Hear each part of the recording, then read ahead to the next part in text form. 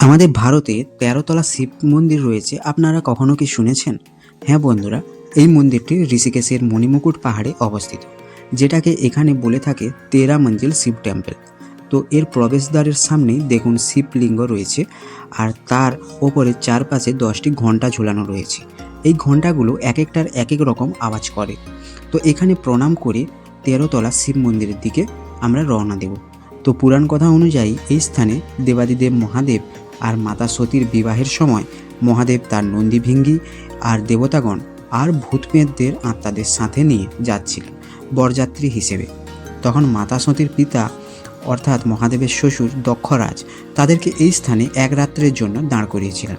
পরবর্তীকালে ১৯৫২ সালে স্বামী কৈলাস নন্দের মিশন ট্রাস্ট এই স্থানে ভূতনাথ মন্দিরটি নির্মাণ করেছিলেন। তো এখান থেকে পুরো ঋষিকেশের 360 ডিগ্রি ভিউ হিসেবে আপনারা দেখতে পাবেন। দেখুন গোটা ঋষিকেশ, সামনে নদী আর কত ঘরবাড়ি, আর তার এক পাশে জঙ্গল।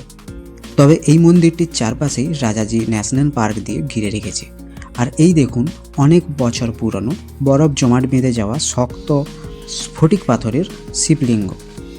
এই দেখুন এখানে লেখা রয়েছে শ্রী शंकर जी की बारात।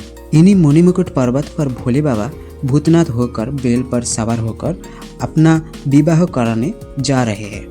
মানে বুঝতেই পারছেন তো, এটাই শেষ মানে ১৩ তলার শিব মন্দির, আর এটাই সেই ভূতনাথ বাবার মন্দির। তো ১৩ তলার ওপর থেকে শুধু ভিউটা দেখুন কি অপূর্ব লাগছে।